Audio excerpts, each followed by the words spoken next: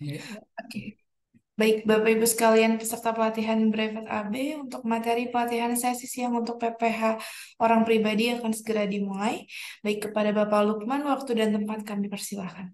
Baik, terima kasih Mbak Vira. Kita lanjutkan teman-teman sekalian ya untuk materi PPH orang pribadi ya.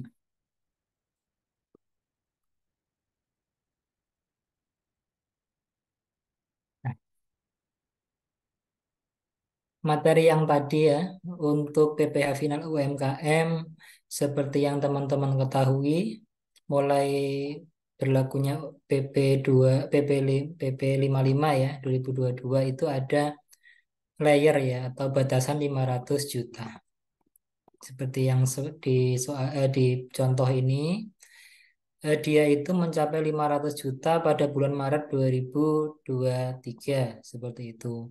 Kemudian atas bulan Maret dia itu berkewajiban melakukan pembayaran PPh pasal 4 ayat 2 ya atau PPh final UMKM. Pertanyaannya kapan kapan 1.500.000 ini harus dibayarkan?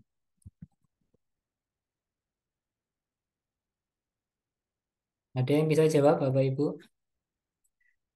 Kapan harus dibayarkan yang bulan Maret ini?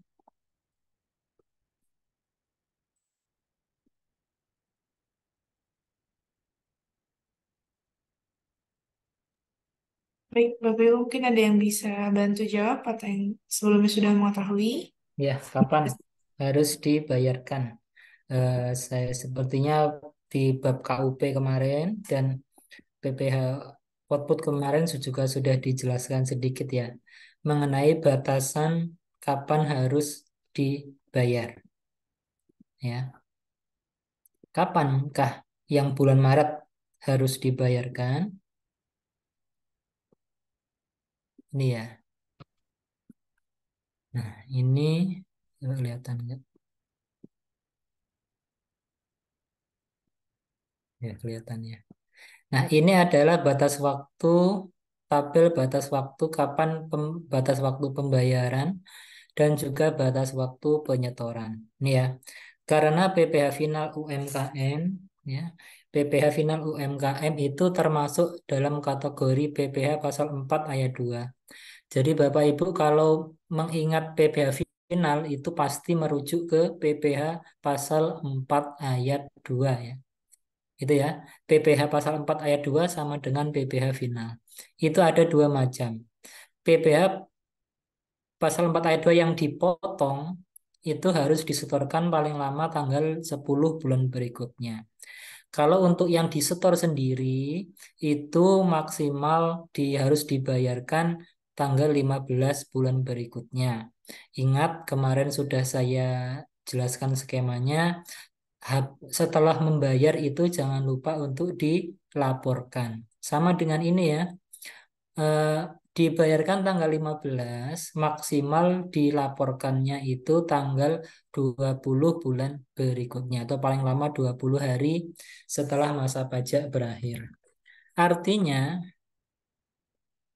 artinya untuk PPh UMKM masa Maret misalnya 2023 itu harus dibayarkan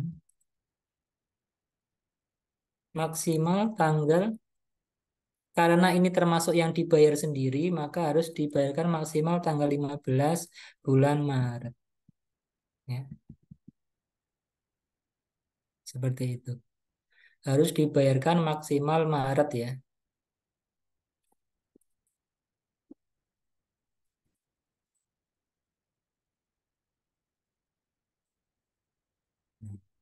Kemudian, dan harus dilaporkan maksimal maksimal di sini adalah tadi dijelaskan dilaporkannya ya, batas pelaporan itu paling lama 20 hari. Artinya adalah maksimal tanggal 20. Oh, kok bulan Maret, sorry salah ya. Maksimal tanggal 15 bulan April. Nah, bulan berikutnya ya. Dan harus dilaporkan maksimal tanggal 20 April 2023. Ini ya, ini ketentuannya. Nah, ternyata ada ketentuan khusus lagi untuk PPh final UMKM itu tanggal pembayaran itu dipersamakan dengan tanggal pelaporan. Jadi sepanjang Bapak Ibu membayar PPh final UMKM ya tidak perlu lapor lagi. Bayar dipersamakan dengan lapor. Seperti itu ya. Jadi tidak perlu dilaporkan, cukup dibayarkan sepanjang di situ ada NTPN-nya ya berarti valid itu adalah tanggal pelaporan. Itu. Nah, misalnya PPh Maret ini misalnya dibayarkan di tanggal 16 April. Misalnya dibayarkan tanggal 16 April. Pertanyaannya, apakah terhitung terlambat? Gitu ya. Misalkan dibayar 16 April. Apakah terhitung terlambat? Ada yang bisa jawab, Bapak Ibu? Lambat. Terlambat ya. Karena batas waktunya tanggal 15 April, dia bayarkan tanggal 16. Nah, di pajak itu ada namanya bagian bulan dihitung penuh. Artinya apa? Kalau dia terlambat 1 hari, maka dia dipersamakan dengan dia terlambat 1 bulan, gitu ya.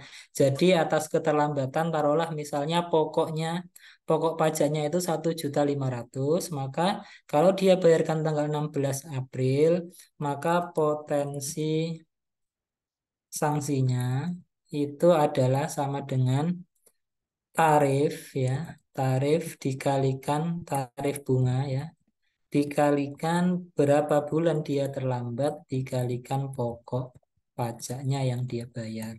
Nah, tarifnya itu kira-kira ya sekitar 0,92 sampai 0,99% sampai tahun ini loh ya. Taruhlah kita anggap 0,99%. Dikalikan 1 bulan, dikalikan 1.500.000. Maka atas keterlambatan 1.500.000 yang disetorkan yang dibayarkan tanggal 16 April, maka potensi sanksinya itu 14.850. Semakin lama dibayar, maka sanksi ini akan selalu menggulung. Kenapa? Karena bulan pengalinya akan semakin banyak. Telat 2 bulan menjadi 2. Telat 12 bulan menjadi 1.782. Telat 24 bulan 356. Nah, telat 30 bulan, misalnya telat 3 tahun, telat 4 tahun, maka dia tetap maksimal 24 bulan. Dengan adanya Undang-Undang HPP ya, Ciptaker kemudian diubah menjadi Undang-Undang HPP, sanksi yang tadinya berpotensi terlambat sampai lebih dari 24 bulan, maka maksimal mentok dihitung 24 bulan. Itu ya. Nah, taruhlah dia itu tadi terkena 1 bulan. Nah, misalnya taruhlah dibayarkan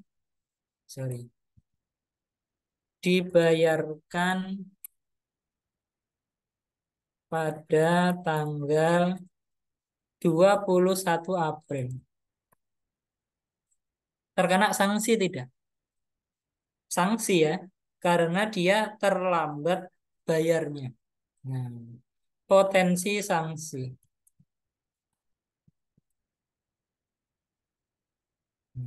Potensi sanksi yang pertama, sanksi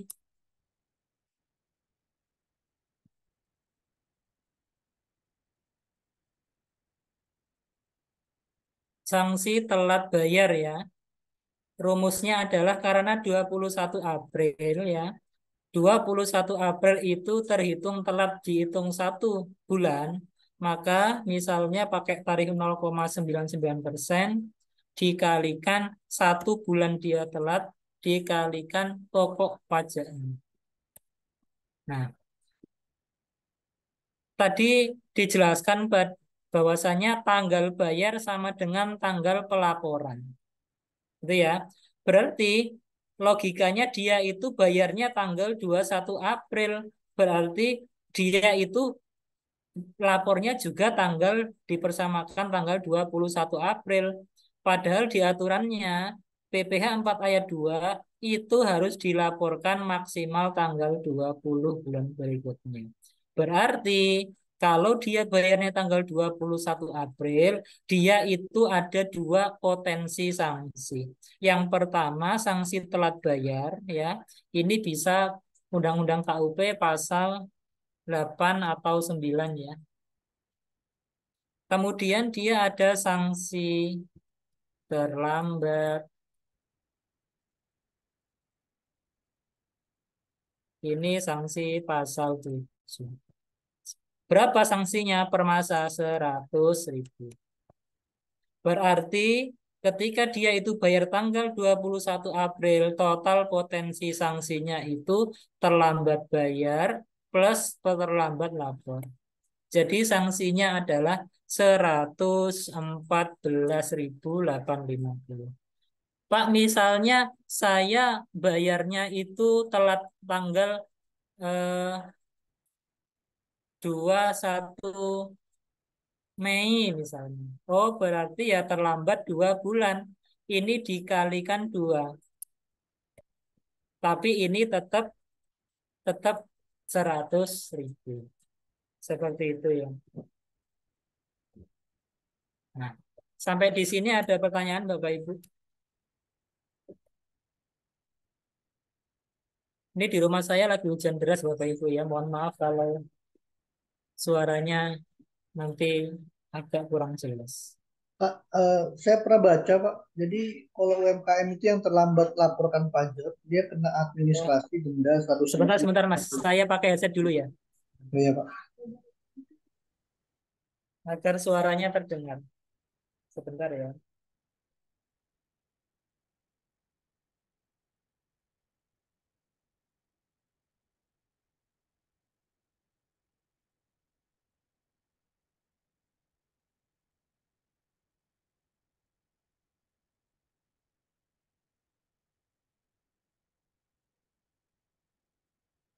Ya, bagaimana Mas? Saya pernah baca, Pak. Jadi kalau UMKM itu yang telat melaporkan pajak, dia kena sanksi administrasi 100 ribu setiap bulan, Pak. Dan 2% dari bunga keterlambatan dari jumlah kurang bayar itu. Sebentar, sebentar. Sudah terdengar ya suaranya Mas. Saya ketik, Pak. Sebentar Mas. Suaranya di saya belum jelas. Sebentar ya.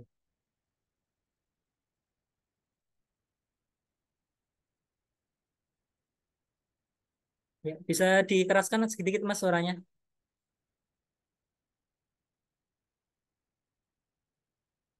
Halo? Oh iya Mas Surya, di chat aja.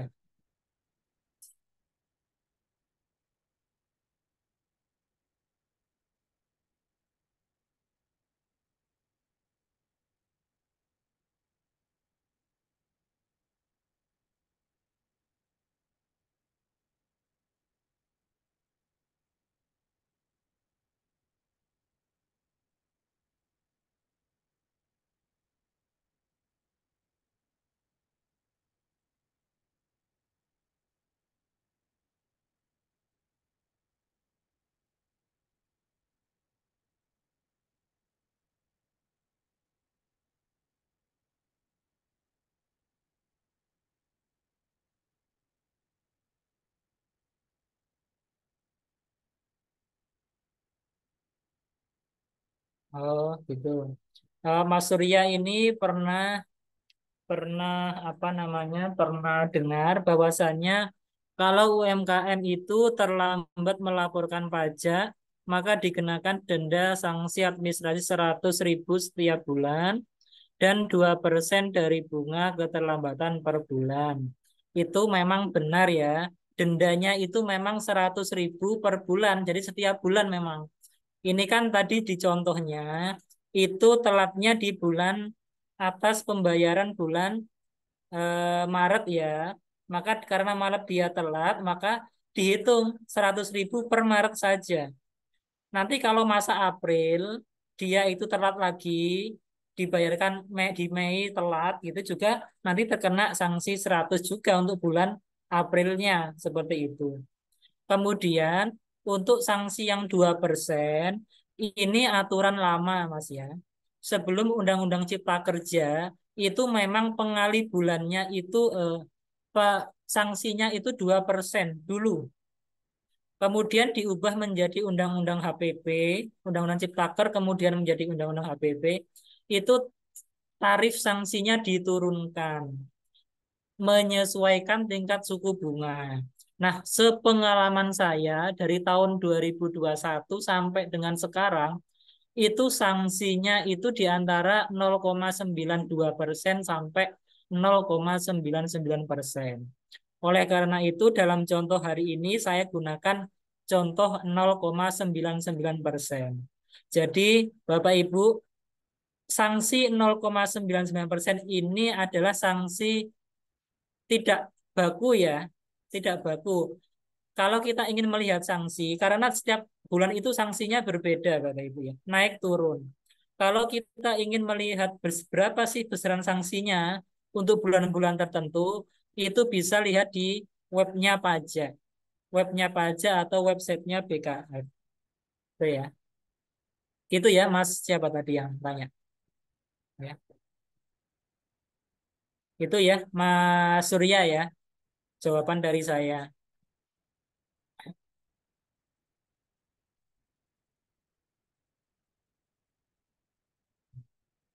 Baik. Nah, ini ya. Untuk PPh final UMKM sudah ya. Oke. Sekarang kita beranjak ke ini norma penghitungan penghasilan itu. Jadi pilihan tarif yang kedua bagi wajib pajak yang usahanya itu orang pribadi ya di bawah 4,8 itu boleh menggunakan norma penghitungan penghasilan neto dengan ketentuan harus memberitahukan kepada Ditjen Pajak dalam jangka waktu 3 bulan pertama dari tahun pajak yang bersangkutan. Apabila tidak memberitahukan, maka dianggap memilih menggunakan pembukuan. Seperti itu ya. Nah, norma itu seperti ini. Penggunaan norma penghitungan atau disingkat NPPN, Bapak Ibu ya. Syaratnya adalah dia peredaran brutonya kurang dari 4,8 miliar setahun. Kemudian dia harus memberitahukan kepada Direktorat Jenderal Pajak ya. Dan selanjutnya adalah wajib pajak tersebut menyelenggarakan pencatatan.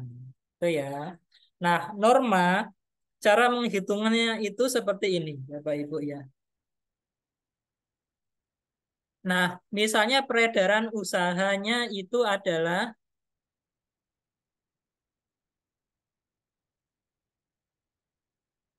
oh ini, pertanyaan dari Mbak Nova. Pak, saya masih belum paham. Kalau telatnya selama 2 bulan, sanksi telat lapornya 2 bulan 200 atau tetap 100 ya. Jadi, kalau misalnya seperti ini, Mbak Nova ya. Nah,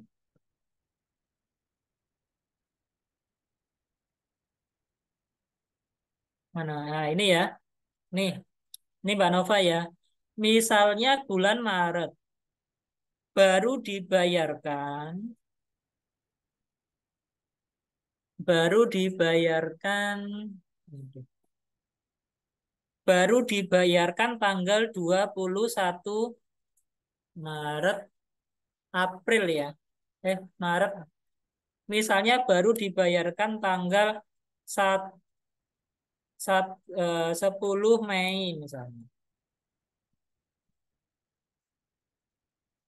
Berarti kan ini telatnya 2 bulan ya, Mbak ya. Telatnya berarti kesimpulannya telat terhitung terlambat 2 bulan.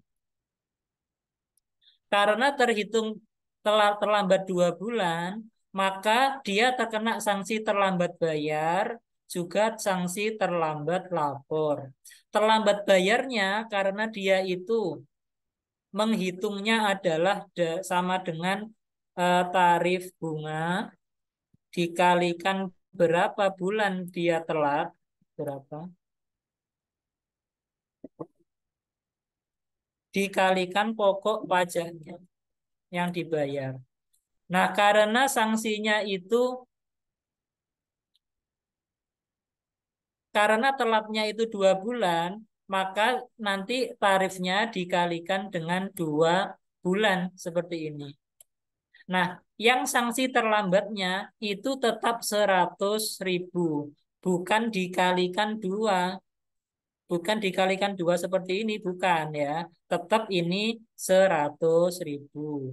Yang berlipat-lipat itu adalah dalam menghitung sanksi terlambat bayarnya, bukan terlambat lapornya. Seperti itu ya, Mbak Mbak Nova ya. Semoga menjawab.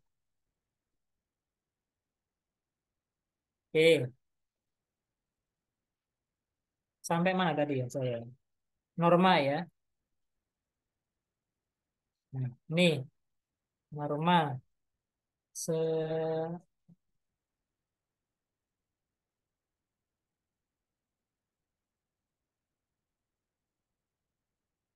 nah, ini ya mengenai norma. Nah, misalnya seperti ini, cara menggunakan norma itu sama dengan ini ya, peredaran usahanya ya.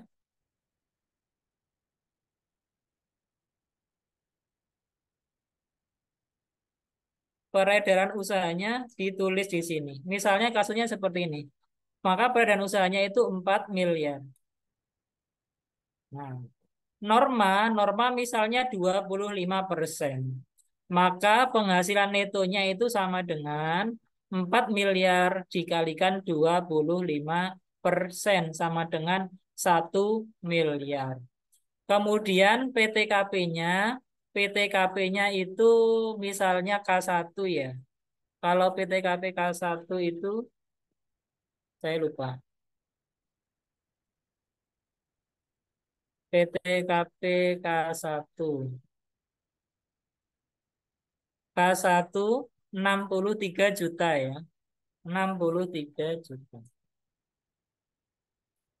Maka kalau menggunakan norma dengan kondisi seperti ini, pajak yang terutang itu besar sekali.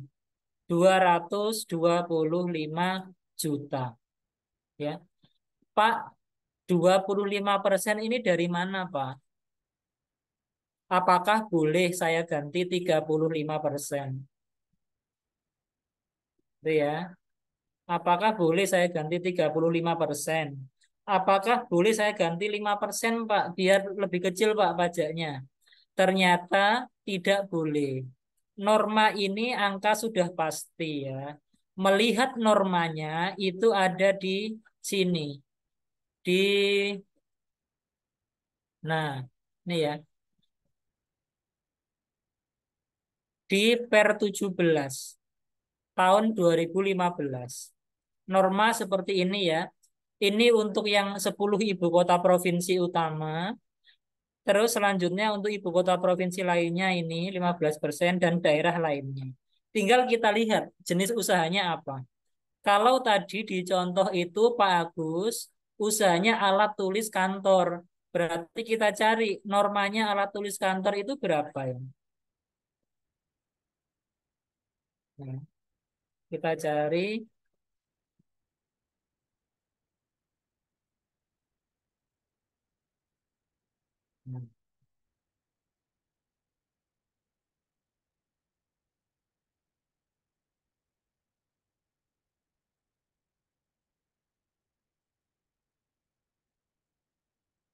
Alat tulis kantor.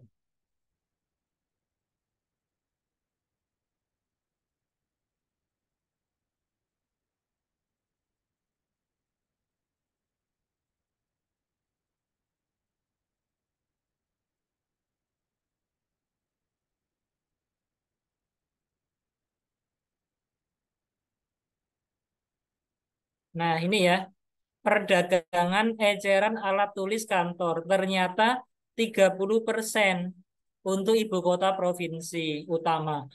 Misalnya Pak Pak Agus ini lokasi usahanya di Jakarta, maka dia masuk kategori provinsi utama. Maka dia harus menggunakan norma 30%.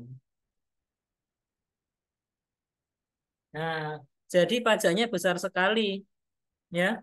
285 juta setahun. Ya. Kemudian, kalau kondisi seperti ini, kalau memakai tarif UMKM, berapa pajaknya? Ada yang bisa menghitung? Coba ayo dihitung. Ya. Kalau kondisi seperti ini, pertanyaan saya, berapa PPh final UMKM selama setahun? Silakan dikerjakan. Jawabannya ada di kolom chat ya. Ditulis di kolom chat.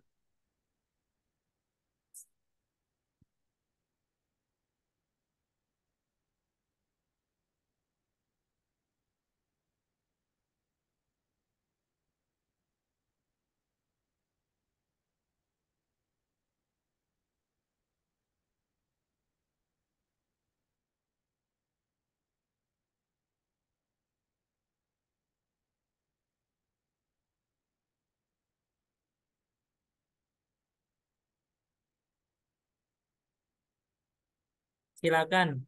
Kalau dengan tarif 0,5, kira-kira berapa sih PPh final UMKM-nya Pak Agus ini selama setahun? Coba, silakan dijawab di kolom chat.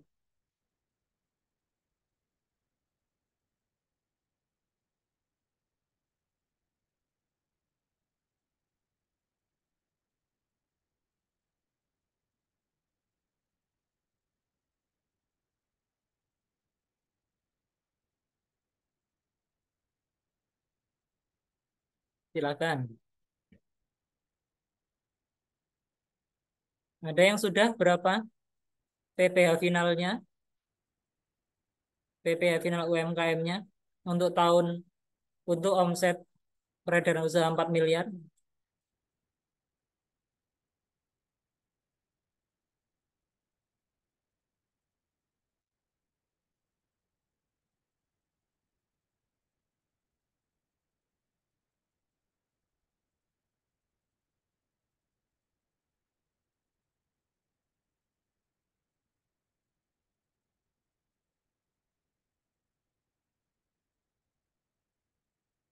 Berapa ya? Dua jawabannya Mbak Nova 20 juta. Yang lain berapakah PPh finalnya untuk Pak Agus? Ayo.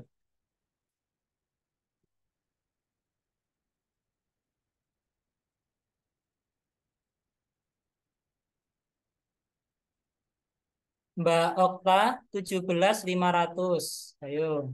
Yang lain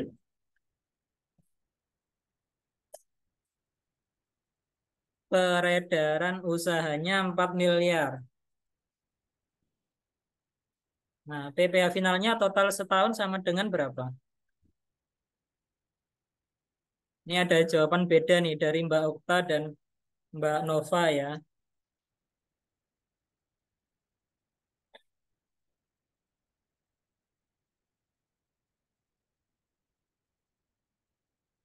Ada yang lain? Nggak ada. Nah, ini ya. Kalau untuk PPh final UMKM dengan kondisi peredaran usaha 4 miliar, maka PPh final UMKM-nya selama setahun itu sama dengan ya 0,5% ya, dikalikan dengan 4 miliar. Dikurangi dulu 500 juta. Batasannya ya. Nah, ini ya.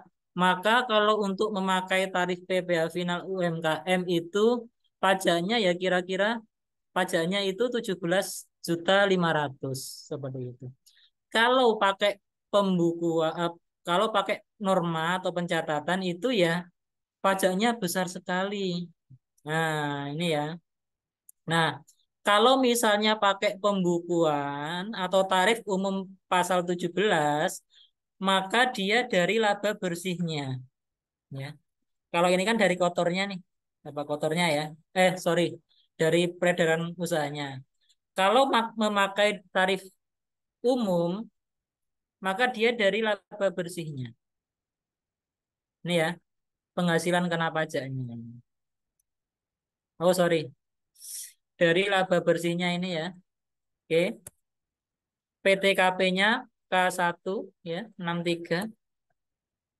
Nah, PPh terutangnya itu 65 juta. Ini cara menghitung PPh terutangnya pakai rumus Excel yang kemarin itu ya. Sama ini juga pakai rumus Excel yang kemarin.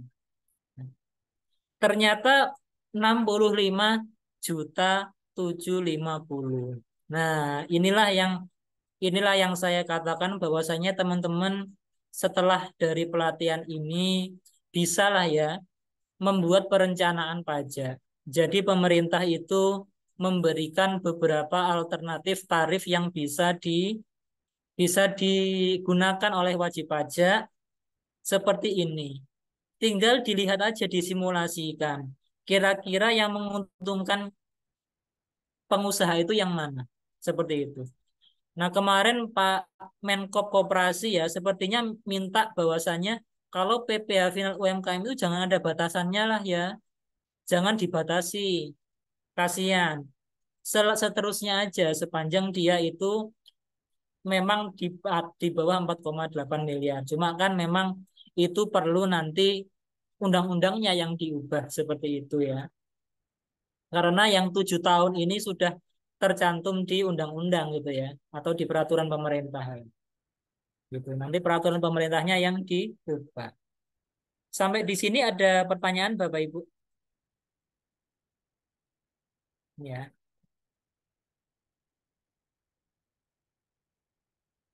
silakan.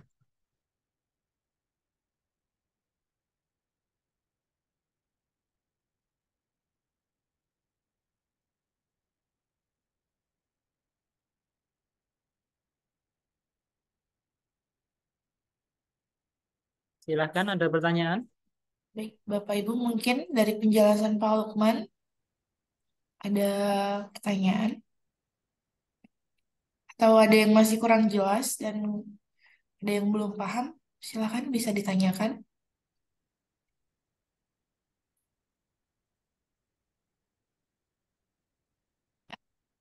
Sepertinya belum ada Pak nih, sudah Belum paham ada ya? semua sepertinya. Oke. Kalau belum ada,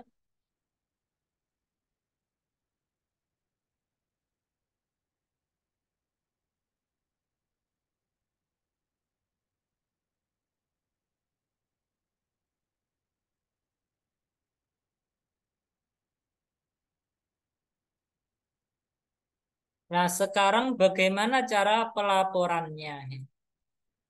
Cara pelaporannya seperti ini ya Bapak Ibu ya. Kalau misalnya kondisinya Pak Agung tadi ya, Pak, Pak Agus ya. Ini saya ubah Pak Agung. Kalau misalnya kondisinya seperti ini dan sudah dibayar ya total selama setahun itu peredaran usahanya 4 miliar, yang sudah dibayar 17.500.000, maka ini juga harus dilaporkan di SPT. Cara melaporkannya itu adalah masuk SPT 1770 ya. Langsung saja.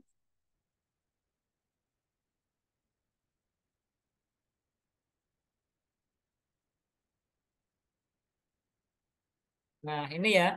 Langsung saja di kolom penghasilan yang bersifat final ini Bapak Ibu. Dimasukkan di sini. Jadi penghasilannya 4 miliar, kotornya ya, brutonya pajak yang sudah dibayarkan itu 17.500.000. Sudah, sesimpel itu cara melaporkannya. Memang untuk tambahannya itu nanti ada di seperti ini ya. Nanti dirinci. Tiap bulannya seperti ini. Di kolom yang belakang nanti. Dirinci per bulan seperti ini. Ya. Ini ya. Itu cara melaporkannya. Dari sini ada yang ditanyakan, Bapak Ibu? Itu ya. Simple ya.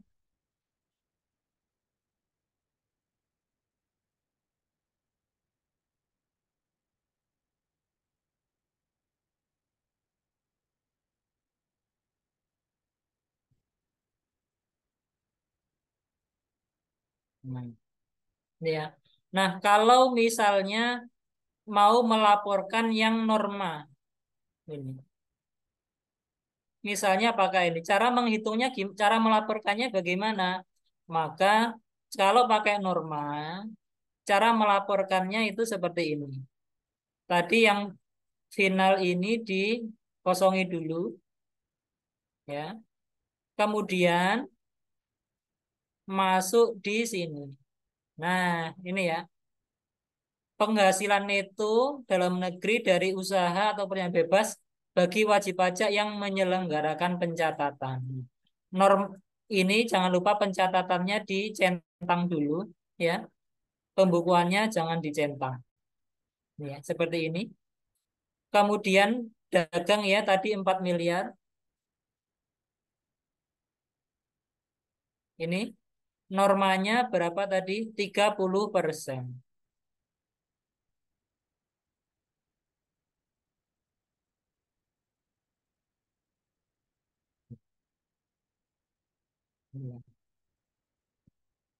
Ini ya. Ini nanti langsung dia lari ke depan ini ya. Ini ya. Pindah ke 1770. Langsung lari ke depan. Seperti ini. Ini saya hapus dulu ya.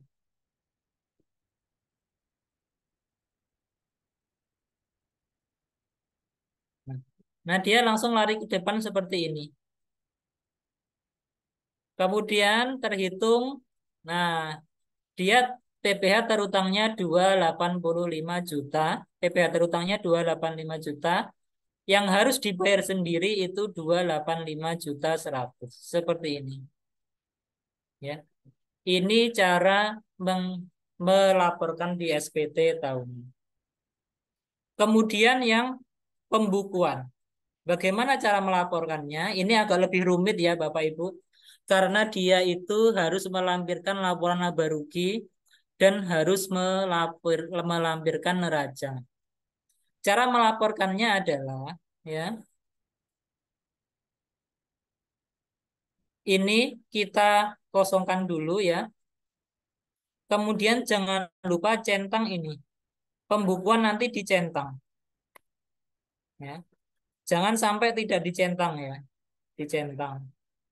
Ini ya. Kemudian masukkan penghasilannya di sini. Peredaran usahanya 4 miliar. HPP-nya, harga pokok penjualannya di berapa tadi? Ini ya. Laba laba ruginya 500 juta. Biayanya berapa ini? Biaya operasional ini ya 50 juta. Nah, sudah 450. Nih, dia lari ke depan seperti ini. Terus kemudian PPh terutangnya itu 65.750 juta.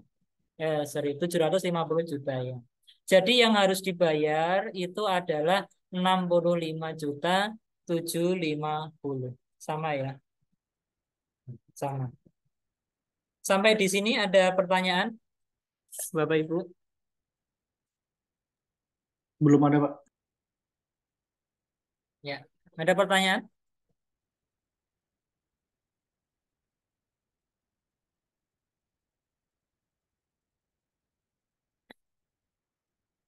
Silakan Bapak Ibu.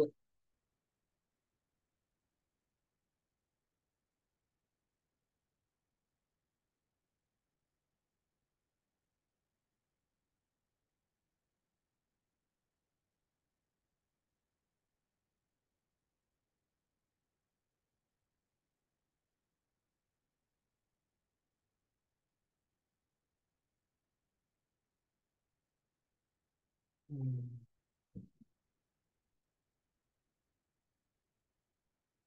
Silakan, ada pertanyaan atau tidak?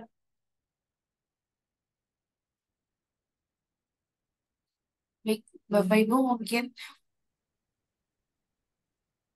dari penjelasan Pak Lukman ada pertanyaan, boleh?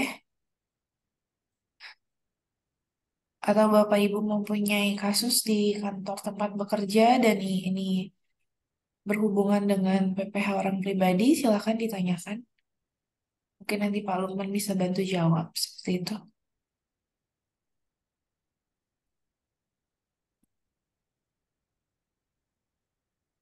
Oke, baik. Sepertinya belum ada Pak Lukman. Boleh dilanjut ke Ya, materi lagi ya? ya.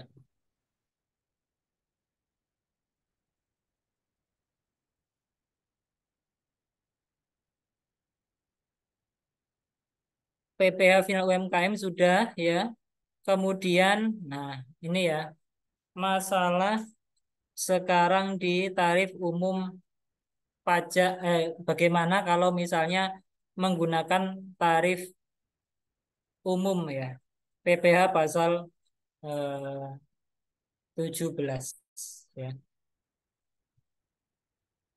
Nah, Bapak Ibu, kadangkala ada beberapa wajib pajak itu penghasilannya dipotong oleh pihak lain. Seperti itu ya, dipotong oleh pihak lain.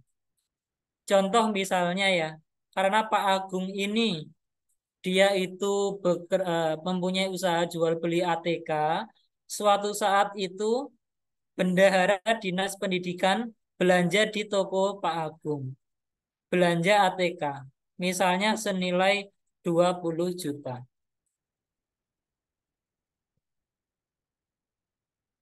Nah, senilai 20 juta. Karena bendahara dinas itu merupakan bendahara pemerintah, di aturan kemarin kalau bendaharaan pemerintah membeli barang itu harus dipungut PPh pasal 22 sebesar 1,5%. Maka atas kondisi tersebut Pak Agung ini dipungutlah 22 PPh pasal 22 sebesar 300. Dan bendahara dinas ini wajib memberikan bukti potong atau bukti pungut PPh pasal 22 kepada Pak Agung. Nah, pajak yang sudah dipotong oleh atau dipungut pihak lain ini nanti bisa dijadikan pengurang oleh Pak Agung. Nah, ini ya, misalnya Pak Agung ini sudah memakai tarif pembukuan seperti ini. PPh terutangnya 65 juta. Tapi dia mempunyai kredit pajak, yaitu pajak yang sudah dipotong oleh pihak lain. Maka ditulis sebesar 300 PPh pasal 20. Maka PPh pasal maka PPh yang sisanya itu sama dengan 65 juta dikurangi 300. Nah, sisa inilah yang disebut dengan PPh pasal 29. Ini ya. Jadi PPh pasal 29 itu adalah PPh kurang bayar SPT tahunan. Itu disebut dengan PPh pasal 4 PPh pasal 29. 65 juta ini harus dibayarkan Pak Agung sebelum beliau melaporkan SPT tahunan. Dibuatkan billing dengan kode seperti ini ya. 411125200. Seperti itu. Ya. Nih, seperti ini.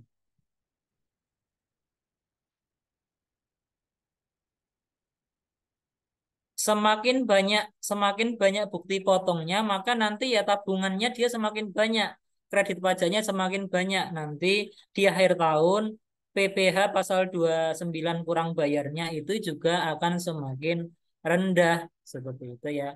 Maka dari itu kalau transaksi dengan pihak lain Bapak Ibu dipotong, minta bukti potongnya ya. Nanti bisa menjadikan pengurang. Pak, misalnya seperti ini. Pak, saya itu masih pakai UMKM, Pak. Ternyata saya pernah dipotong 2%, Pak. Sorry. Dipotong 1,5, Pak. Saya punya PPh pasal 22, tabungan kredit pajak ya.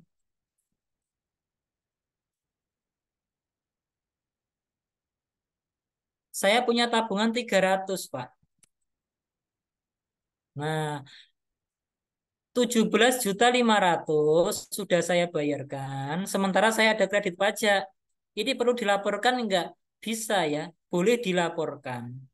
Kalau ini dilaporkan, nanti SPT tahunan Bapak Ibu akan mengalami lebih bayar 300.000. Nah, kelebihan 300.000 inilah nanti yang harus dikembalikan kantor pajak kepada wajib pajak. Tapi kadang-kala wajib pajak, Pak, saya nggak mau Pak, lebih bayar Pak, nanti saya takut diperiksa Pak. Nah, ini yang menjadi kendala ya Bapak Ibu ya. Saran saya ya kalau lebih bayar ya silahkan saja, tidak masalah. Ya, sepanjang memang Bapak Ibu selama ini sudah melaporkan kondisi yang sebenarnya. Seperti itu ya. Sampai di sini ada pertanyaan Bapak Ibu.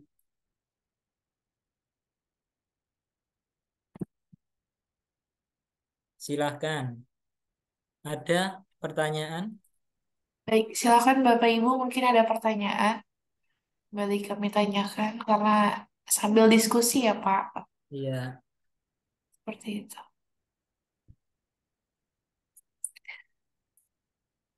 Untuk sampai akhir jam kita masih perhitungan ya Pak Lukman. Kenapa Mbak?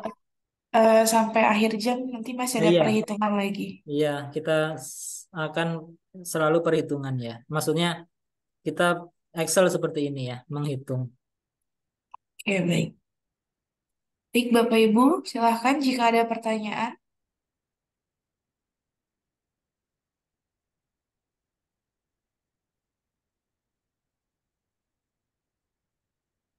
Baik, sepertinya belum ada, Pak Lukman. Boleh Belum dilanjut ada. saja, Pak.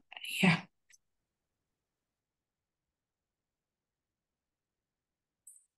Bentar ya.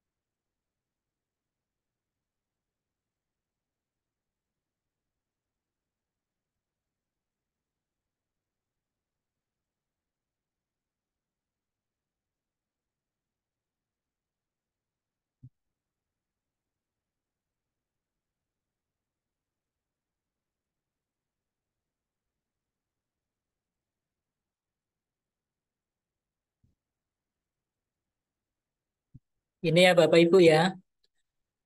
Sebelum kita menginjak ke pembukuan ya.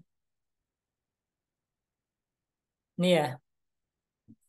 Nih, PPh final UMKM tadi dia itu tidak mempertimbangkan harga HPP-nya berapa, biayanya berapa, dia itu tidak mempertimbangkan itu ya. Termasuk juga memakai norma ya. Dia itu tidak mempertimbangkan HPP-nya berapa sih, biayanya juga berapa, tidak memperhatikan seperti itu. Nah, kalau kita nanti menggunakan tarif pembukuan ya atau tarif normal ya, itu akan mempertimbangkan berapa sih HPP-nya, kemudian biaya berapa sih biaya operasionalnya. Nah, di akun-akun inilah atau di pos-pos inilah nanti yang sering Bapak Ibu akan menjadi sengketa atau temuan dengan Fiskus atau dengan petugas pajak. Kenapa? Loh Pak, bisa jadi HPP-nya Bapak ini terlalu besar, Pak. Coba saya lihat HPP-nya. Ada yang ingat HPP itu rumusnya apa? Sederhananya. HPP itu diperoleh dari HPP ya. HPP itu persediaan awal ditambah pembelian dikurangi dengan persediaan akhir ya. Itu HPP ya. HPP sama dengan sederhananya ya, persediaan awal dikurangi dengan pembelian, oh sorry, ditambah pembelian dikurangi persediaan akhir. Ini ya HPP ya. Nah nanti sengketanya atau pertanyaannya itu di sini. Benar nggak persediaan awalnya? Benar nggak pembeliannya? Jangan-jangan ada pembelian lain yang belum dilaporkan. Benar nggak persediaan akhirnya? Jangan-jangan menggelembungkan persediaan akhir. Nah, ini nanti akan diuji Bapak Ibu ya. Kalau Bapak Ibu menggunakan tarif umum ini. Itu ya. Kemudian jika HPP diuji, maka nanti biaya-biayanya ini juga akan diuji. Benar nggak biaya operasionalnya 50 juta? Jangan-jangan 40 juta. Jangan-jangan ada biaya-biaya yang harusnya tidak boleh dibiayakan secara pajak, tapi oleh wajib pajak dibiayakan agar dia mengecilkan omset, gitu ya. Atau bisa juga peredaran usaha juga bisa. Bener nggak 4 miliar ini? Jangan-jangan nggak 4 miliar, jangan-jangan 5 miliar, jangan-jangan 7 miliar, gitu ya. Nah, nanti akan setiap pos-pos itu akan diuji, ya Bapak Ibu. Maka dari itu untuk bab pembukuan itu kita ada namanya nanti ya. Misalnya biaya-biaya apa sih yang boleh dikurangkan secara pajak gitu ya. Biasa kita menyebutnya dengan biaya 3M ya. Pengeluaran biaya ini ya dapat dikurangkan, ada yang tidak dapat dikurangkan. Kemudian yang bisa dikurangkan itu kalau misalnya masa manfaatnya kurang dari 1 tahun, maka dia dikurangkan sekaligus. Contoh, misalnya biaya gaji itu kan ya untuk 1 tahun itu, maka ya langsung dikurangkan sekaligus gitu ya. Misalnya dalam tahun tersebut, Bapak Ibu ada biaya gaji misalnya 50 juta. Total selama setahun menggaji karyawan 50 juta. Ya sudah langsung 50 juta itu dikurangkan gitu ya. Beda misalnya kalau misalnya manfaatnya lebih dari 1 tahun. Contoh penyusutan gitu ya. Kalau misalnya Bapak Ibu punya gedung, punya aset, nah itu bisa dibiayakan melalui penyusutan ya atau amortisasi. Nah, ini ya. Biaya 3M itu apa, Pak? Ini ya, 3M itu ini. Biaya yang dapat dikurangkan oleh wajib pajak dalam negeri dan BUT adalah biaya untuk mendapatkan, menagih, dan memelihara penghasilan ya atau 3M. Termasuk ini ya, biaya yang secara langsung atau tidak langsung berkaitan dengan usaha, kemudian penyusutan, kemudian iuran kepada dana pensiun ya, kemarin yang sudah kita jelaskan ya. Kemudian kerugian atau kerugian karena penjualan atau pengalihan harta, kemudian kerugian karena selisih kurs dan seterusnya. Ini boleh dibiayakan, gitu ya, dengan ketentuan-ketentuan yang berlaku. Nah, ini adalah biaya-biaya yang tidak boleh dikurangkan, ya. Tidak boleh dikurangkan ketika menghitung PPh akhir tahun ya. Ingat ya, ini masih berlaku bagi wajib pajak yang memilih untuk melakukan pembukuan ya. Kalau UMKM mah ini tidak perlu ya, tidak perlu.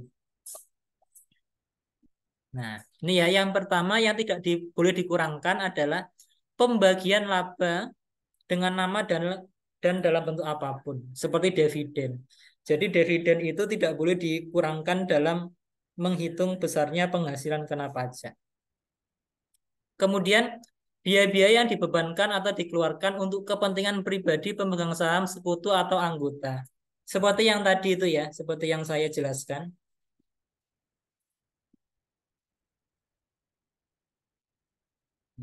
Ini ya.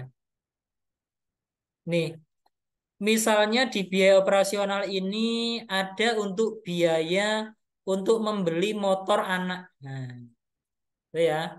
Ternyata di biaya operasional ini ada biaya biaya ini, biaya beli motor anak senilai 10 juta. Maka karena biaya pembelian motor anak ini bukan merupakan biaya yang berhubungan dengan usaha, karena itu berhubungan dengan apa ya, kepentingan pribadi, maka 50 juta ini harus dikoreksi senilai 10 juta. Jadi tidak boleh 50 juta, tapi harus dikoreksi 10 juta menjadi 40 juta. Jadi pajaknya nanti lebih tinggi dia karena penghasilan kena pajaknya lebih besar. Itu ya. Jadi harus dikoreksi. Nah, kemudian ada pajak penghasilan juga Bapak Ibu.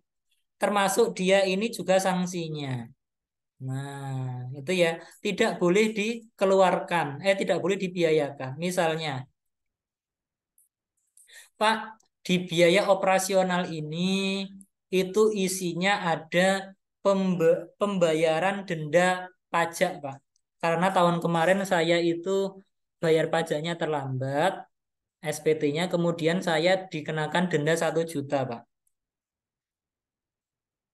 Nah, 1 juta apa namanya, biaya pembayaran denda PPH, pajak penghasilan 1 juta. Nah, di dalam 50 juta ini ada denda pajak 1 juta, Pak. PPH loh ya, ingat ya, PPH ya, pajak penghasilan. Saya biayakan, Pak, karena itu mempengaruhi cash flow saya, Pak. Gitu ya, 1 juta. Boleh nggak dibiayakan? Secara akuntansi boleh, tapi secara pajak tidak boleh. Karena ini menyangkut membiayakan pajak penghasilan beserta dendanya. Tidak boleh. Maka harus dikoreksi senilai 1 juta. Ya. Biayanya itu nanti menjadi 49 juta. Ini harus dikoreksi fiskal positif ya. Jadi seperti ini. Nanti di kolom koreksi fiskal ya. Seperti itu. Oke. Ya. Kemudian lagi, misalnya Pak, ini Pak Agung itu tokonya, tokonya itu milik Pak Agung sendiri, Pak. Kemudian tahun kemarin 2022 itu bayar PBB, Pak. PBB tokonya, pajak bumi dan bangunannya itu setahun kira-kira 500.000, Pak. Pertanyaannya, boleh nggak dijadikan biaya secara pajak? Kalau secara akuntansi boleh, ya silahkan. Tapi kalau secara pajak kira-kira boleh nggak? Ada yang tahu Bapak Ibu?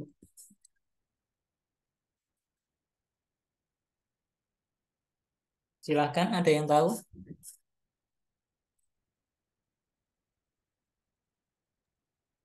Ada Ya, pembayaran biaya di biaya operasional, ada pembayaran PBB toko 500.000. Kemudian ada pembayaran bea materai, beli materai ya. Materai juga sama 500.000. Ya. Kemudian karena Pak Agung ini dia tokonya di pinggir jalan, kemudian dia itu bayar pajak reklame. Ada reklamenya di depan tokonya itu biaya pajak reklame. Dia itu harus setor kira-kira 1 juta. Nah, materai. Nah, kira-kira dari 3 jenis pajak ini ya atau pungutan ini boleh tidak? Kalau secara akuntansi boleh dibiayakan. Tapi secara pajak kira-kira boleh tidak Bapak Ibu? Ada yang tahu? rekan-rekan?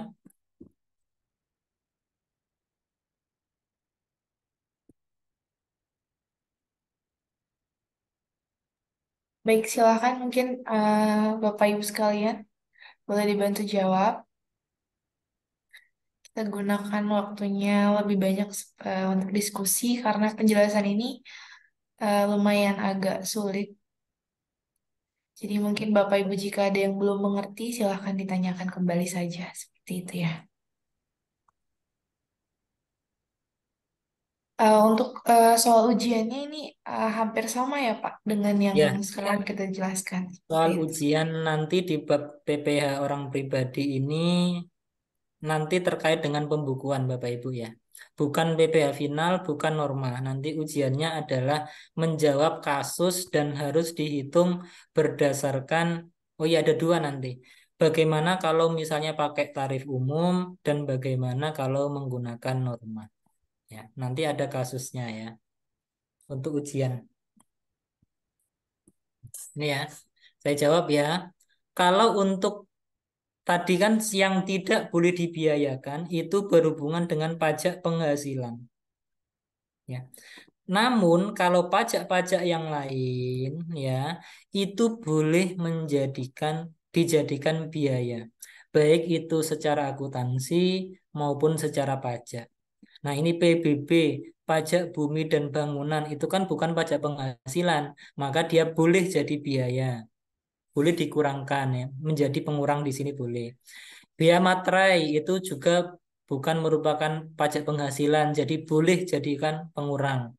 Pajak reklame itu bukan pajak penghasilan atau bukan PPh, maka dia boleh menjadikan pengurang. Jadi tidak perlu dilakukan koreksi.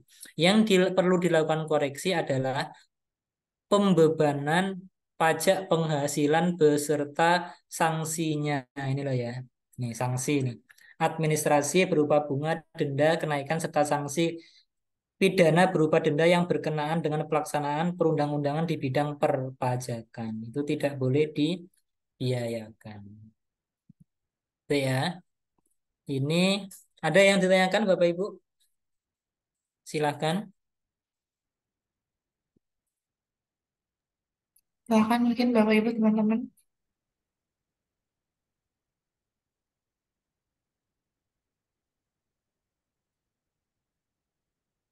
Mungkin boleh direview ulang saja Pak mengenai materi hari Ya. ini.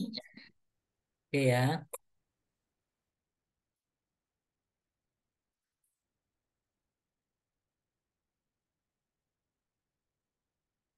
Ini nanti bisa. Baik. Kalau belum ada, kita lanjut ke contoh soal ya, Bapak Ibu ya. Untuk lebih memantapkan lagi dalam menghadapi ujian besok, kita eh, kita latihan soal ya. Kita latihan soal. Oh ya, ini sedikit sedikit penjelasan ulang ya. Masih mengenai pembukuan. Ini ya. Tadi pembukuan seperti ini ya. Kurang bayarnya 65 juta ini harus dibayarkan. 65 juta itu nanti disebut PPh pasal 29. Seperti itu ya. PPh pasal 29. Kemudian ada namanya PPh pasal 25.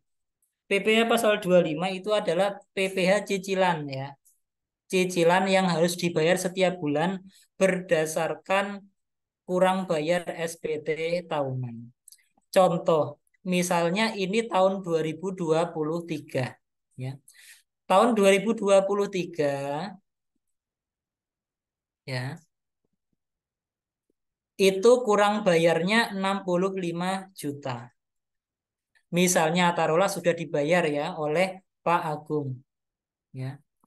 Nah, ini setelah dibayarkan harus dilaporkan di SPT, dilaporkan maksimal maksimal akhir Maret 2024 ya. Harus dibayar dan dilaporkan SPT-nya. Kemudian nanti di bulan Maret itu setiap bulan harus menyicil PPh pasal 25.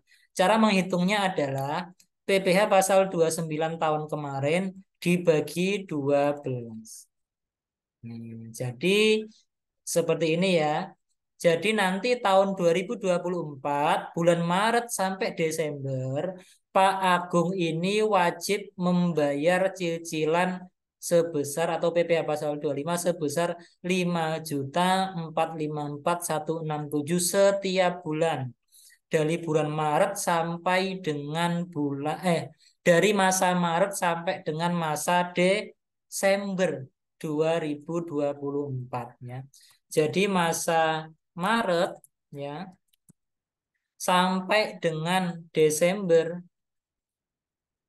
2024 itu dia harus membayar 5 juta ini ya. Jadi totalnya adalah berapa bulan ya? Maret, April, Mei, Juni, Juli, Agustus, September, Oktober, November. 10 bulan. Maka 10 bulan. Jadi total nanti yang dibayar ini. Nah, 54 juta ini nanti bisa dijadikan pengurang pada waktu mau melaporkan penghasilan tahun 2024. Itu ya. Jadi seperti itu cara menghitungnya. Misalnya, Pak, laba bersih saya tahun 2024 naik, Pak. Tadinya 2023 itu 450 juta. Sekarang tahun 2023 itu 450 juta. Tahun 2024 itu naik menjadi 500 juta.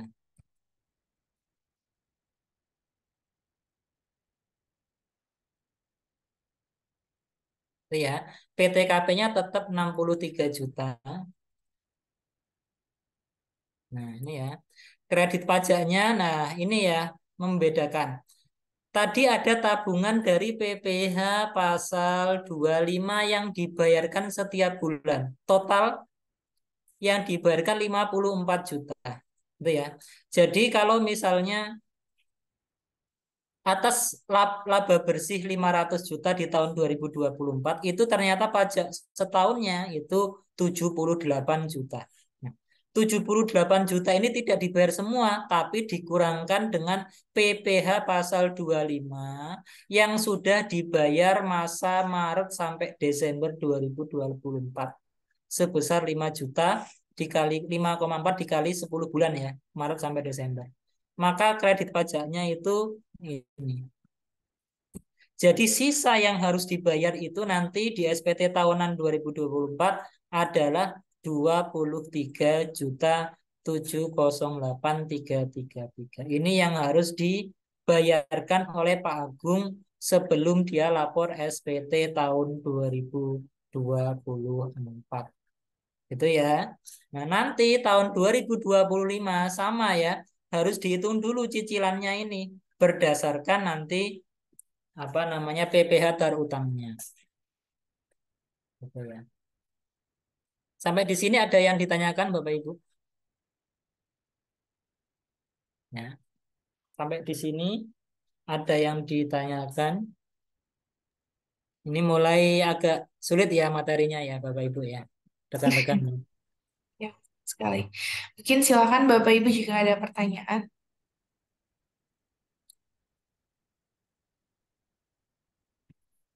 Atau Bapak Ibu masih bingung tapi ragu untuk bertanya langsung, silakan tulis komennya di chat saja pertanyaannya seperti itu. Iya.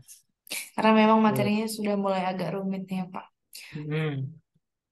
Ya, silakan. Ini mulai membingungkan ya dan mulai membuat ngantuk ya. Tapi inilah inti dari perpajakan, pengetahuan perpajakan yang menghitung ini, Bapak Ibu. Ya, inti dari pengetahuan perpajakan itu ya menghitung orang pribadi untuk level orang pribadi ya, yaitu dalam hal menghitung pakai tarif umum ini. Karena ini banyak wajib pajak yang kesusahan, maka dia meng-hire konsultan, gitu ya.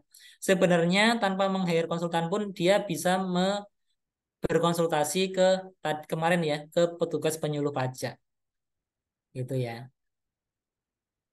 Oke, belum ada pertanyaan? Kalau belum ada, saya berikan soal ya.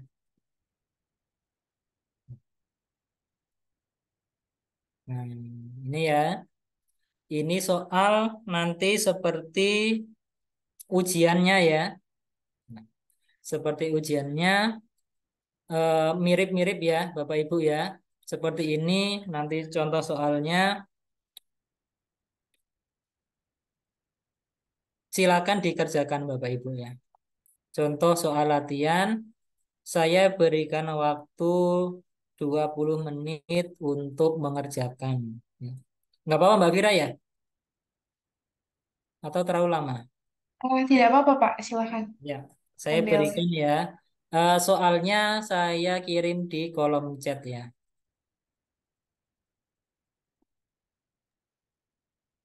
Serta Excelnya bisa nggak ya Pak dikirimkan? Oh ya, saya kirimkan Excelnya ya. Sekalian saya kirim Excelnya.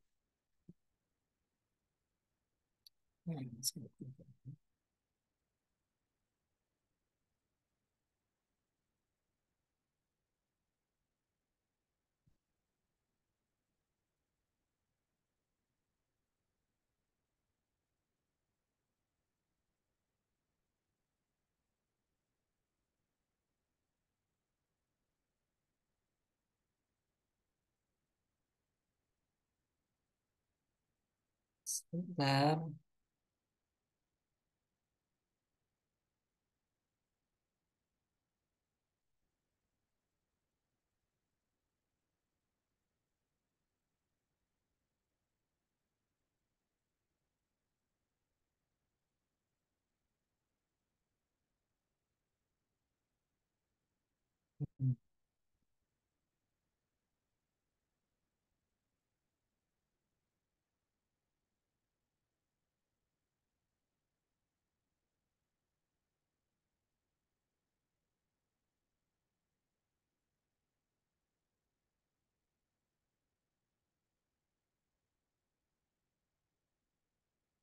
Nah, itu ya, silakan dikerjakan di Excel yang saya bagikan Bapak Ibu ya.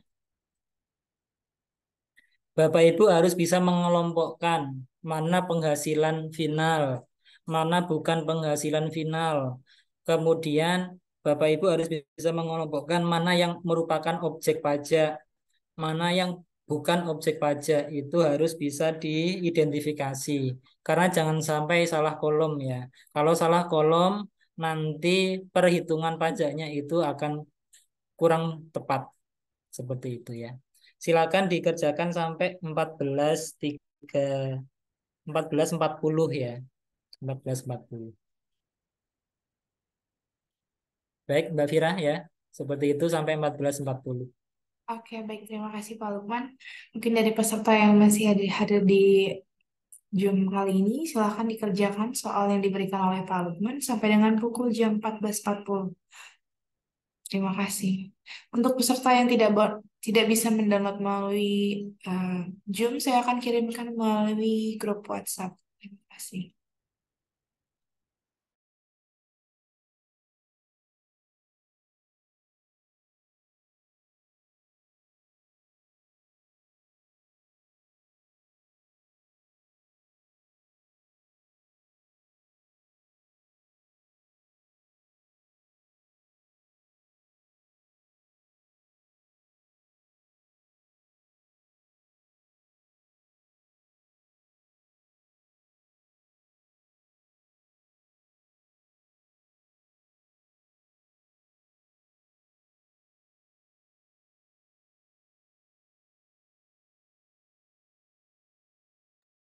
Untuk file Excel-nya yang saya bagikan, silakan dikerjakan di sheet ini ya, sheet pembukuan ya, bukan pencatatan.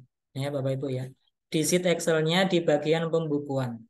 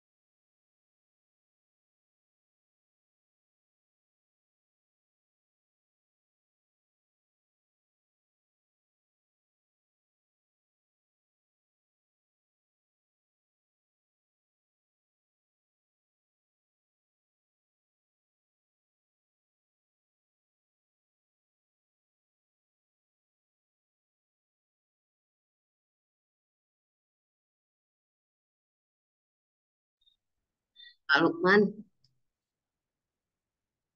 Iya, Bu. Pak boleh nggak yang tadi coretan Bapak itu boleh nggak di-share ya Pak? Oh, sorry. Iya, saya sebentar, Mbak.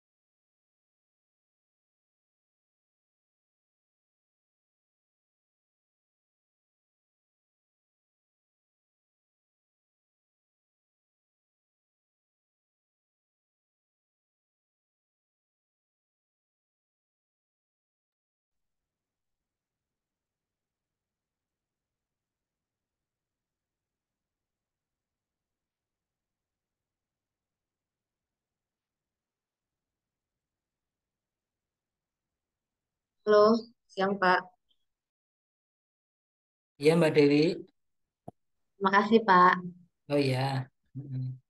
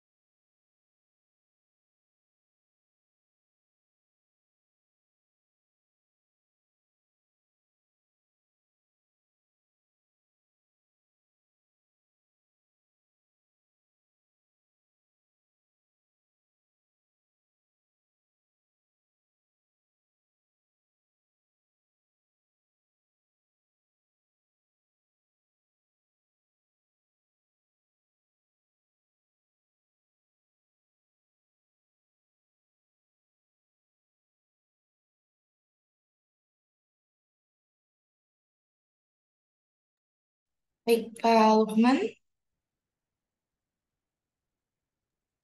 Ya, Oke, baik Pak. Mungkin waktunya sudah selesai ya sudah Pak ya. untuk mengerjakan latihan.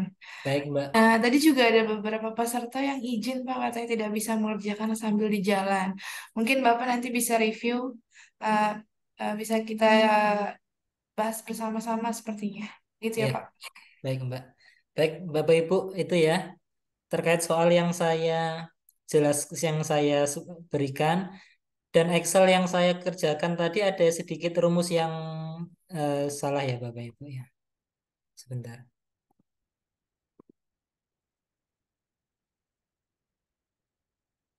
Nih, Bapak Ibu bisa dilihat rekan-rekan di Excelnya ya, yang saya bagikan, yang di kolom ini, yang di kolom laba rugi usaha ini ya, di kolom ini di I49 ya, ini. Minta tolong rumusnya diubah ya, sama dengan ini ya, I47 dikurangi I48 ya. Itu ya, ralatnya di situ aja. Itu ya.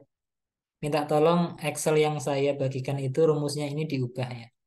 Sama dengan ini ya, I47 dikurangi I48. Oke. Baik, kita bahas ya, bahas soalnya. Sebelum kita bahas soalnya, saya ingatkan kembali ya, Bapak Ibu itu harus bisa mengidentifikasi jenis-jenis penghasilannya agar tidak salah kolom ya. Di Excel yang saya bagikan itu ini ya, sudah saya bagi kolom-kolomnya. Ini sesuai dengan SPT tahunan. Tujuannya adalah nanti untuk memudahkan dalam pengisian di SPT tahunan. Ingat ya, harus tahu jenis-jenis penghasilannya. Baik, ini kita bahas ya. Yang pertama, Pak Agus ini sebagai dokter senior ya.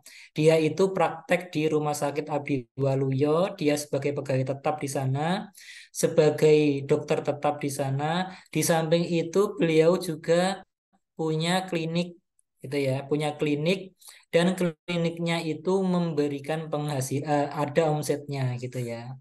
Baik, yang pertama penghasilan dari klinik ya, kita identifikasi. Nah, penghasilan dari klinik.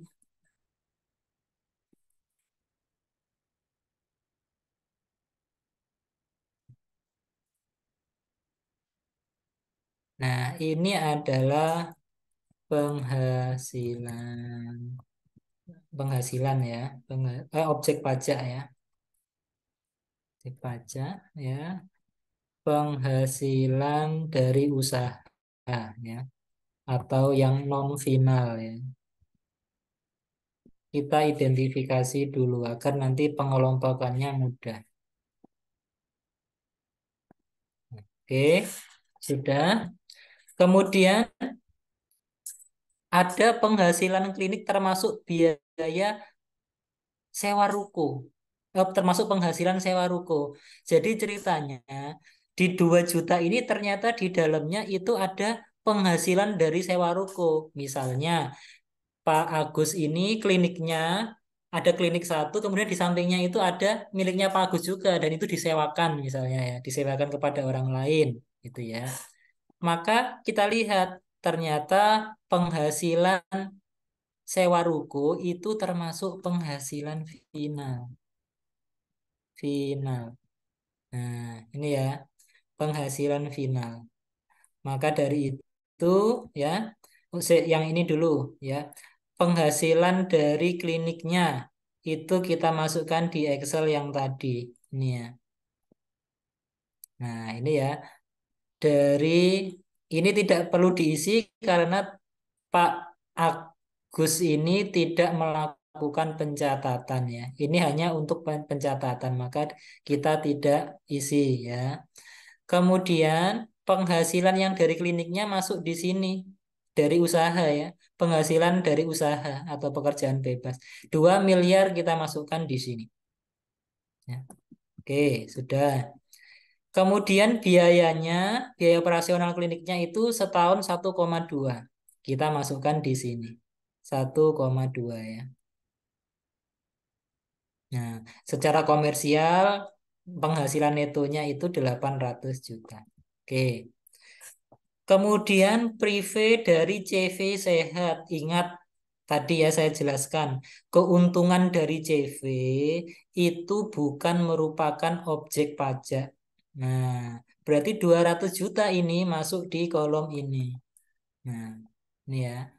Penghasilan yang tidak termasuk objek pajak ini ya. Prive CV sehat masuk di sini. 200 juta. Kemudian yang tadi nih, kembali ke A ya. Ada penghasilan sewa ruko 80 juta. Ingat, ruko penghasilan sewa tanah dan bangunan itu masuk penghasilan bersifat final. Maka kita masukkan di sini penghasilan final nih. Penghasilan, sorry, penghasilan dari menyewakan ruko. Nah, 80 juta. Oke, ya. Terus ada penghasilan lain nggak? Kita identifikasi penghasilannya dulu. Nah, ini penghasilan dia sebagai dokter tetap atau karyawan tetap di RS Abdi Waluyo. Oke, ini seperti ini. Yang diminta itu adalah di sini. Penghasilan neto dalam negeri sehubungan dengan pekerjaan. Penghasilan dari Rumah Sakit Abdi Waluyo. Ingat, yang diminta itu penghasilan netonya. Ingat ya, penghasilan neto. Maka yang ditulis penghasilan netonya 485. Nih ya, 485 netonya ini. Maka ditulis di sini. Bukan penghasilan bruto loh ya. Oke, jadi harus cermat melihat soalnya. Oke, selanjutnya PPh pasal 21 yang sudah dipotong. Nah, berarti ini kan jadi kredit pajak nih. Dia itu penghasilannya sudah dipotong oleh Rumah Sakit Abdi Waluyo 90 juta setahun. Maka 90 juta itu tabungan kredit pajak. Masukkan di sini. 90 juta ini ya. Kredit pajak. Masuk di sini. Oke. Terus kemudian PPh pasal 25 yang sudah dibayar. PPh pasal 25 ini cicilan setiap bulannya. Nah, itu bisa jadi kredit pajak. 50 juta masukkan di sini. Ya, di sini. Nah, sudah yang menjadi perhatian itu di sini. Pertama ya, di ternyata di penghasilan klinik 2 juta itu di dalamnya ada penghasilan sewa rukonya 80 juta, maka harus dikeluarkan, dikoreksi fiskal. Kenapa? Karena 80 juta ini masuk penghasilan final. Harus dikoreksi fiskal negatif. Lupa kok negatif, Pak? Kok nggak positif saja? Nah, ini ya seperti yang saya jelaskan tadi. Ada juga di SPT-nya. Nah, ini ya. Apa sih anggotanya atau daftar penyesuaian fiskal negatif? Ini nomor A. Penghasilan yang dikenakan PPh final. Nah, ternyata sewa ruko itu termasuk penghasilan yang bersifat final, maka dia harus dikoreksi fiskal negatif. Maka dikoreksi fiskal negatif di sini. Nah, ini ya negatif. Nah, ini ya masuk kolom ini. Kertas kerja seperti ini itu tidak ada formatnya ya. Ini saya buat saja sederhana untuk membantu Bapak Ibu. Nanti ketika realnya itu ini tidak perlu dilaporkan di kantor pajak, cuma ini perlu direkam di aplikasi SPT seperti ini. Ya, dimasukkan. Ya, seperti ini ya. Oke. Sekarang ada biaya-biaya yang harus dikoreksi karena ada biaya-biaya yang tidak ada hubungannya dengan pekerjaannya. Nah, ini ternyata di dalam biaya operasional 1,2 miliar itu di dalamnya itu ada biaya untuk beli perhiasan istri 50 juta. Kemudian ada pembelian motor sport untuk cucunya itu 75 juta. Nah, karena ini biaya-biaya yang tidak ada hubungannya dengan pekerjaan, digunakan untuk kepentingan pribadi, maka ini harus dikoreksi fiskal positif. Loh kok positif, Pak? Nggak negatif aja, Pak. Nah, ini ya, ada di daftarnya ini.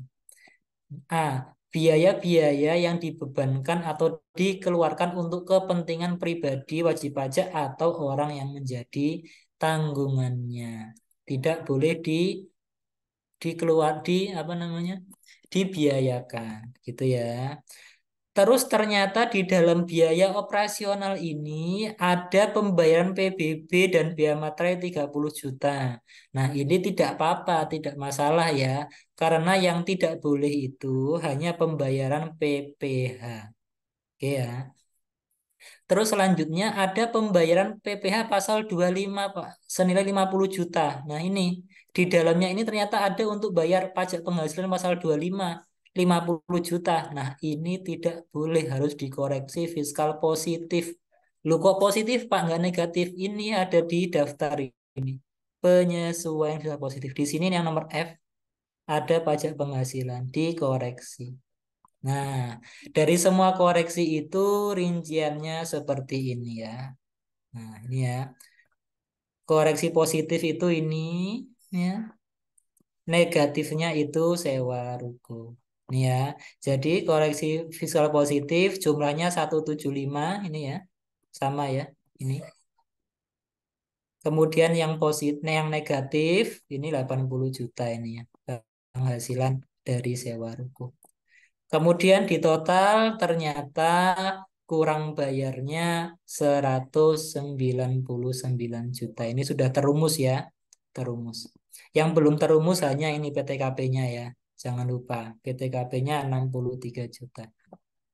Jadi kesimpulannya adalah dari kasus seperti ini, PPh yang harus dibayar oleh Pak Agus ketika mau lapor SPT tahunan itu adalah sebesar 199 juta 100. Itulah yang harus dibayar oleh Pak Agus. Seperti itu, ya. Kemudian ini nanti dimasukkan di SPT tahunan, ya. Nah, karena ini sudah sesuai dengan kolom-kolomnya, maka tinggal masukkan aja, ya. Ini contohnya ya seperti ini. Nah, sudah saya masukkan di sini, ya. Ya. Ini ya. Pertama penghasilan finalnya. Sorry, ini ya. Penghasilan dari sewa tanah bangunannya masuk 80 juta. Masuk dia penghasilan final, ya. Kemudian yang tidak termasuk objek pajak 200 juta tadi dimasukkan di sini. Prive ya dari CV-nya. Ya, Mbak Dewi silakan. Ada pertanyaan? Pak, sorry, tadi PTKP-nya Pak Agus di soal dia K0. K0 itu PTKP-nya 58 Oh, 58 ya, berarti saya salah. ya. Mohon maaf ya. Terima kasih koreksinya. Ini K, oh iya, K0 ya. K0 itu 58 ya. 58.500 Pak. Ya, mohon maaf Bapak Ibu ya. 58.500 ya. 58.500. Terima kasih Mbak Dewi koreksinya. Ini juga saya ubah menjadi 58.500. K0. Oke. 58. Nah, ini ya, sama ya, kurang bayarnya 200 juta 450. Di sini juga kertas kerjanya 200 juta 450. Sama ya. Oke. Kemudian kita lanjut di SPT-nya ya. Ya. Nah, ini penghasilan yang tidak termasuk objek pajak tadi isinya adalah prive dari CV ya. Karena CV itu tidak terbagi atas saham-saham, maka keuntungannya sama dengan prive. Prive itu bukan termasuk objek pajak. Masukkan di sini. Oke ya.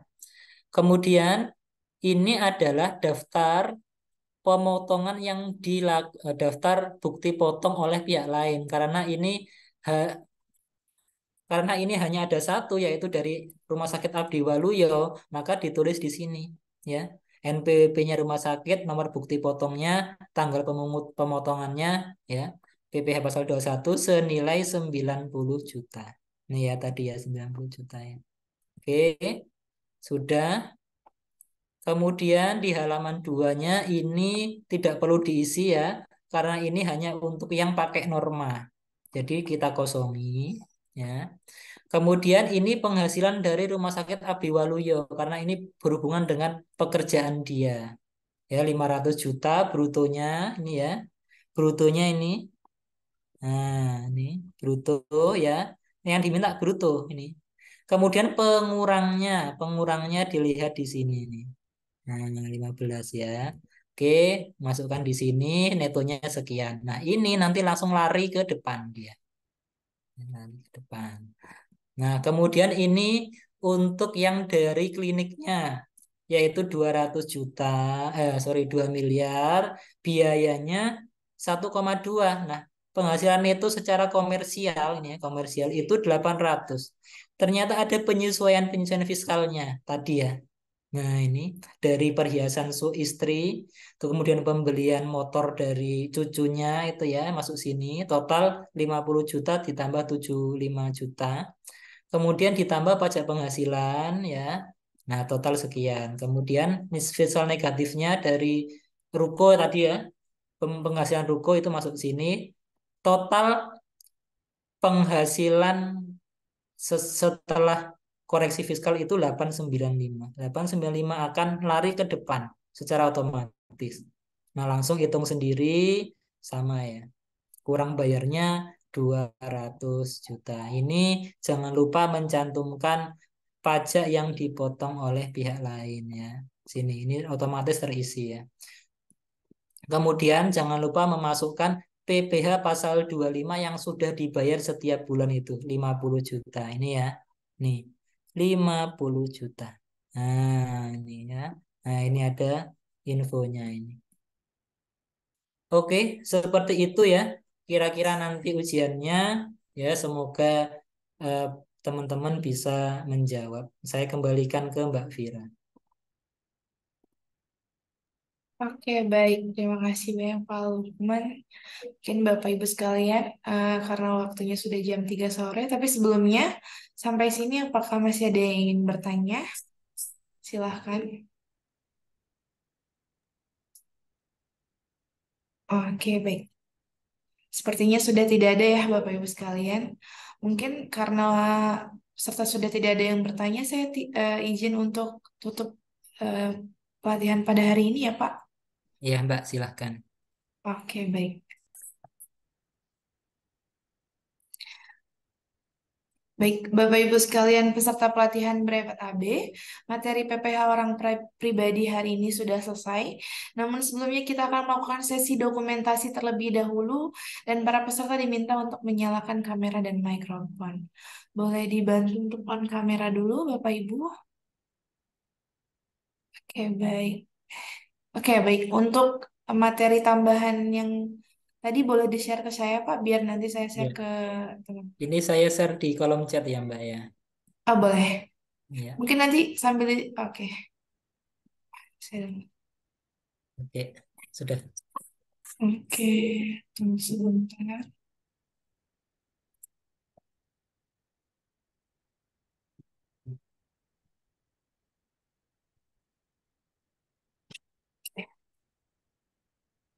Baik, sudah on kamera kembali. Saya belum foto. Baik, Mbak Nova mungkin, Mas Indra. Ya, ya, mungkin ada beberapa yang tidak bisa. Baik, saya hitung sampai 3, tersenyum ke kamera ya. Satu, dua, tiga.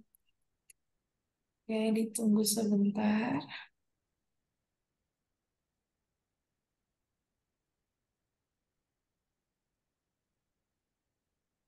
Sudah selesai, tunggu.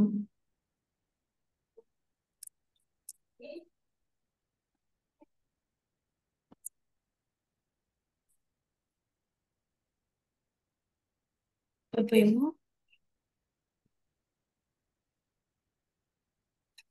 Baik, untuk selanjutnya kita akan bersama-sama mengucapkan terima kasih kepada Bapak Lukman yang sudah menyampaikan materi pada hari ini. Terima kasih Pak. Terima kasih Mbak Vira, terima kasih Bapak Ibu Pak sekalian. Terima Lukman. kasih Pak Lukman. Baik. Untuk selanjutnya dan kepada Bapak Lukman sudah bisa meninggalkan ruang Zoom meeting. Baik, untuk selanjutnya akan ada beberapa informasi yang akan kami sampaikan. Di antaranya, kami akan mengirimkan link rekaman materi pelatihan hari ini ke WhatsApp Group. Yang kedua, kami akan mengirimkan ujian soal materi pelatihan hari ini beserta dengan deadline pengumpulannya. Yang ketiga, untuk materi selanjutnya adalah materi PPH Badan. Hari Sabtu 9 Desember 2023 adalah yang akan diampu oleh Bapak Yansen Gultom, SEMAK CPA, yang akan dimulai pukul 09.00 sampai dengan 15.00 waktu Indonesia Barat. Untuk link Zoom meeting akan kami kirimkan 15 menit sebelum pelatihan dimulai. Demikian informasi yang dapat kami sampaikan dan para peserta sudah dapat meninggalkan ruang Zoom meeting. Terima kasih, selamat sore semuanya. Terima kasih.